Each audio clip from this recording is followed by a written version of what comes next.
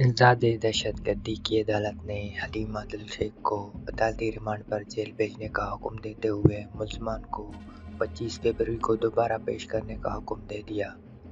Police की जानिब से अपोजिशन लीडर सिंध हलीम आदिल शेख और शरीक मुल्ज़मान को रिमांड ख़त्म होने पर इंसदाद दहशतगर्दी की अदालत में पेश किया गया। समाअत में वकला ने हलीम आदिल के कमरे से सांप निकलने के वाक़े से अदालत को आगाह किया। अदालत ने इस्तफसार किया, सांप क्या कर रहा था वहाँ?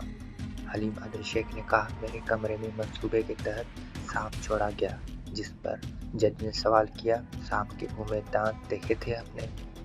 जिस पर हलीम आदिल ने कहा, मुझे कत्ल करने की साजिश हो रही है।